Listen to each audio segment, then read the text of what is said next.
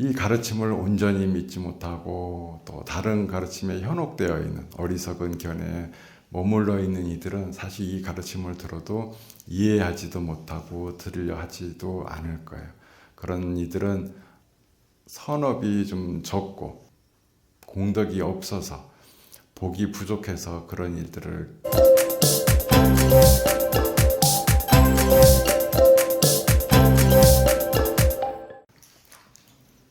오늘은 금강경에 있는 이제 품 12품하고 15품을 좀 설명을 해드리도록 하겠습니다. 이제 그 전에 알아야 될 것이 우리 스님들이 법문을 하면은 세 가지 주제의 법문이 대부분이에요. 근데 이 세 가지를 불자님들이 잘 몰라요. 스님들은 알고 하는 거지. 그래서 그러다 보니까 근데 이 세 가지가 서로 정반대되는 얘기를 해요. 그러다 보니까 사람들이 헷갈리죠. 아니 이 스님은 이게 맞다겠다가 저 스님은 그건 아니라겠다가 뭐 이러니까 뭐 얼마나 어렵고 이해하기가 힘들겠어요. 하지만 스님들은 다 알고 하거든요. 그래서 제가 이 구분법을 좀 알려드리려고 도대체 스님들은 왜 전 말씀을 하시는가를 알고 나면은 법문이 굉장히 수월해집니다. 자, 그래서 첫 번째로는 제일 먼저 모든 것이 다 있다라는 가르침이에요. 뭐가 있을까요? 나쁜 행동이 있고, 또 뭐 착한 행동도 있고, 악업과 선업, 좋은 것, 나쁜 것, 깨끗한 것, 더러운 것, 이런 것들이 다 있습니다. 그렇기 때문에 여기에서 중요한 가르침은 윤회에 대한 가르침이고 착한 일을 해라라는 것이 핵심 요지가 되겠어요. 이 법은 어디에 통하느냐? 지금 이 사바세계에 통해요. 다 두루두루하니 불교를 믿든 안 믿든 아무리 자기가 용 빼는 뭐 특별한 종교를 믿다 하더라도 인과법에서 벗어날 수가 없어요. 이게 다 있는 것이다. 저의 법문은 주로 어떤 법문을 할까요? 제가 주로 일요일마다 주로 법문하는 주제가 뭘까요? 지금 얘기한 이 부분 설명을 하는 거예요. 왜 그러냐면 이게 제일 쉽기도 쉽고 사실 이 다음번부터는 조금 어려워지기도 하려니와 그리고 실천하기도 되게 어려워. 그래서 저 같은 경우는 인과와 관련된 이야기들을 많이 하고 부처님께서도 제가 불자를 만났을 때는 항상 인과에 대한 법문을 했습니다. 근데 여기에서 우리는 목표를 멈출 일이 아니에요. 왜냐하면 부처님은 신들도 부처님께 귀의를 했고 신들을 내려보면서 지내셨기 때문에 인간계에 있다가 신들의 세계가 신이 우리가 신도 될 수 있어요. 그러다가 또 뭐 지옥도 갔다가 계속 도는 걸 보니 너무나 안타까운 거죠. 그래서 최종 목표는 우리가 부처님이 돼야 되는 것. 불세계, 부처님의 세계를 이야기하는 것이 성품을 이야기하는 거예요. 성품에 대해서 원래 불성이 이렇다 저렇다라고 얘기하는 가르침은 그 성품에 대해서 불성에 대해서 얘기하는 거고 부처님의 세계에 대해서 얘기를 하는 거예요. 요것만 또 열심히 법문하신 또 스님들도 계셔요. 자, 중생계에서 부처님의 세계가 있어. 중생계도 설명을 했고 여기는 육도를 윤회하고 부처님의 세계는 모든 인과에 매임이 없고 또 고통이 없는 윤회를 벗어난 열반의 세계예요. 자, 요 두 세계가 있단 말이지. 두 세계가 있으면 부처님은 일로 가라고 할 거 아니야? 가는 길을 일러줘야 될 거 아니에요. 여기 가는 길을 일러줘야 돼. 그 가르침이 뭘까요? 그 가르침이 우리가 지혜의 가르침, 길잡이, 그리고 보물지도 같은 거지. 내가 보물지, 윤회를 벗어난 이 길이 보물이 있는 곳이야. 여기까지 내가 찾아가야 돼. 가는 길을 일러주는 것이 공의 가르침, 반야의 가르침이다는 거예요. 그래서 오늘 제가 여러분들께 일러드린 것은 금강반야 바라밀경. 우리가 매일같이 반야신경을 외우잖아요. 반야신경은 어떤 경이다?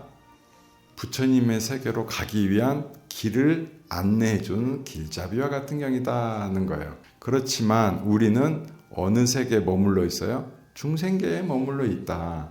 중생계에서의 그 세상에서는 악업을 짓지 않는 것이 참으로 중요하다. 근데 여기에 중생계에 살지만 목표는 꼭 불세계로 가져가야 된다. 부처님 되겠다라는 서원을 절대로 놓치면 안 돼요. 그래서 그러면 이 세계까지 가는 길잡이, 보물, 지도 같은 그 가르침인 거지. 금강경, 반야경, 반야부 경전이 한 600부 정도가 넘고 부처님께서 굉장히 많은 시간, 특히나 스님들에게 했던 본문의 대부분이 이 반야와 관련된 본문들이에요. 왜? 부처님께서는 스님들을 불세계까지 이끌어야 되니까. 근데 이게 우리가 확신을 가져야 돼. 불세계로 갈 수 있다. 이 가르침에 의지하면. 그래서 이 불세계로 가는 이 가르침, 금강경, 반야신경, 이 가르침의 공덕이 어마어마해요. 그래서 잠깐이라도 한 구절이라도 설명을 하고 한 구절이라도 읽고 외우고 남에게 설명을 해주면 그 공덕이 어마어마해지고, 그리고 그 장소는 부처님께서 머무시는 세상과 똑같은 게 되는 것입니다. 왜 그러겠어요? 길잡이니까, 길 안내자와 같은 거고 보물 지도와 같으니까 얼마나 귀해요. 그러니까 남들이 중생계에 머물면서 맨날 윤회할 것을 그거 안 돼. 부처님 있는 데까지 건너가야 돼라는 가르침이니까 읽고 외우고 베껴 쓰고 남한테 설명해 주고가 엄청나게 중요한 것입니다. 그 가르침이. 그래서 여러분들은 이게 부처님의 가르침을 들었으면은 좋구나 하고 끝나면 안 되는 거지. 뭘 해야 돼요? 내가 공부하고 읽고 새기고 또 남을 위해서 설명을 해줘야지. 설명 안 하고 혼자 아이고 참 좋아 이러고 있으면 된다 안 된다? 안 되지. 길을 열심히 부처님께서 열심히 길 안내를 해놨는데 뭐 부처님이 누구 당시에 귀 열고 듣는 사람에게만 그 법문 하셨겠어요? 아니잖아요. 후대 이 수많은 중생의 숫자가 얼마나 많아요. 우리는 인간이라는 몸을 갖고 있지만 새도 있고 네 발 달린 짐승도 있고 곤충도 있고 너무 중생이 많아요. 이 중생들을 부처님 세계까지 끌고 가야 된다. 제가 그래서 이 12장 신들도 존중하는 법의 가르침, 그러니까 이 12장의 내용이 뭐냐면 신들도 부처님의 세계로 가는 길을 안내해주면 다들 신들이 내려와가지고 춤을 추고 꽃을 뿌리고 공양을 올려요. 누구한테? 아니, 이 경을 읽는 사람에게. 그게 대단한 거지. 읽기만 해도 그 신들은 자기한테 주는 가르침으로 듣는 거지. 아, 부처님께서 하신 말씀을 저 불자가 하는구나. 아, 너무나 환희심이 난다. 신들은 되게 오래 살아서 옛날 부처님께서 살아생전에 하셨던 법문을 기억하고 있어요. 왜? 저쪽에 있는 신중, 저기에 있는 다 신들이거든요. 신 많죠? 저 신들은 전부 다 부처님 법문을 대부분 들었던 이들이에요. 그러니까 그때가 떠오르는 거지. 얼마나 기쁘겠어. 부처님이 현신한 듯한 기쁨이 나오는 거죠. 그래서 그 일을 위해서 우리가 보호를 해주게 되는 거예요. 경을 자꾸 읽다 보면 신들이 내려와서 우리를 보호해준다. 이것을 노래로 한번 만들어 봤어요. 내가 만든 건 아니고 뿌띠 니르바나라는 분이 계신데 이분이 만들었으니까 제가 이 노래를 들려주고 싶어요. 왜냐하면 가사에 음미하세요. 눈을 꼭 감으시고 가사를 하나씩 한번 들어보시면 좋겠습니다.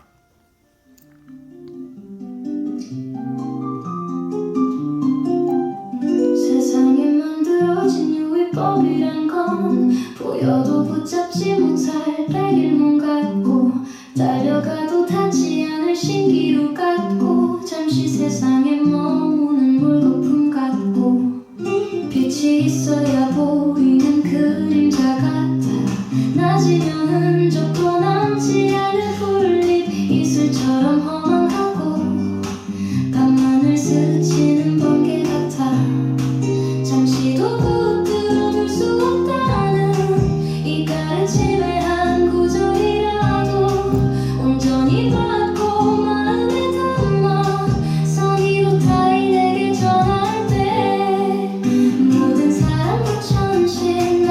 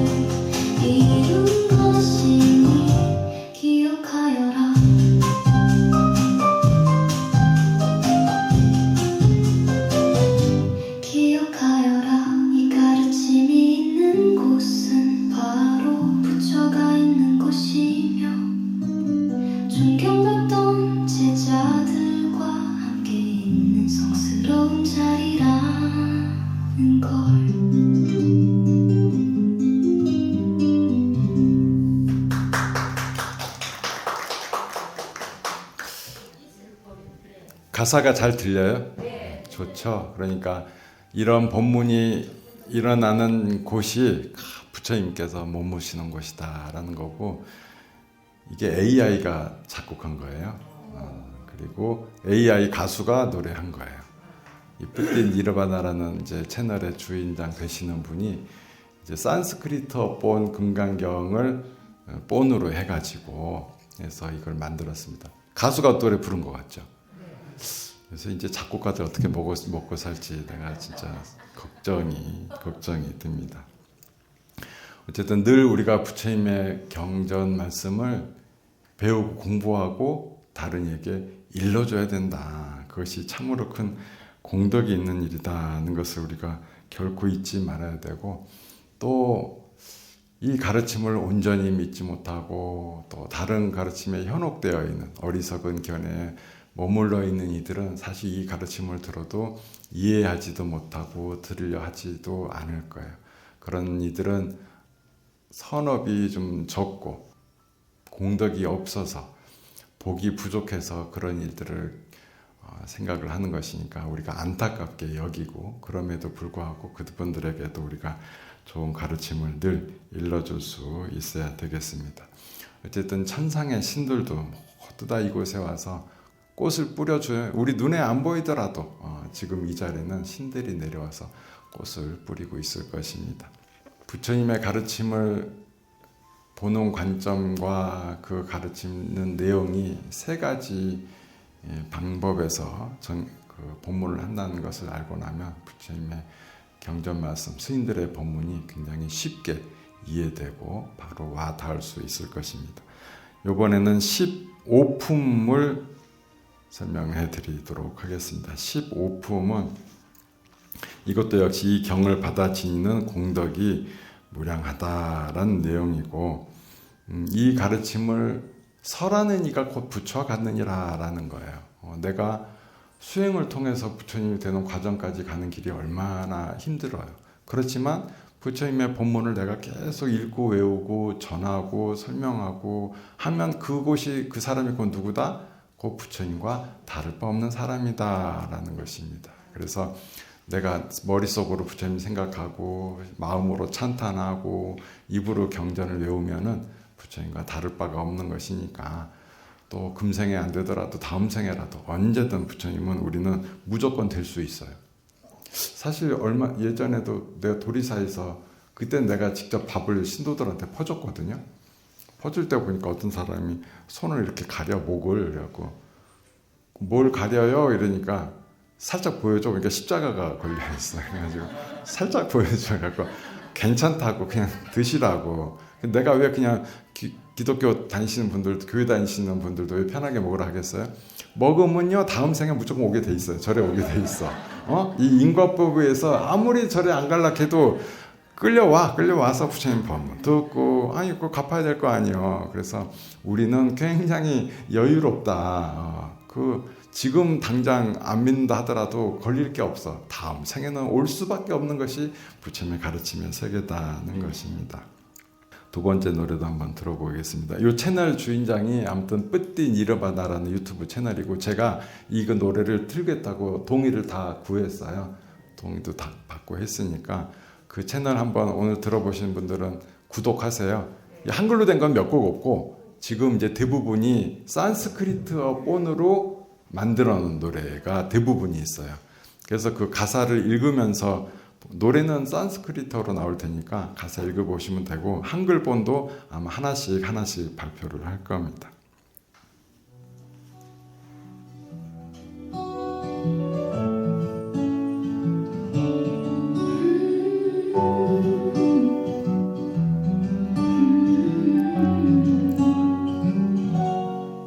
하루에 3번씩 겐지스 강에 모래알 수만큼의 몸을 바쳐 희생하기를 100천만억 것 동안 반복한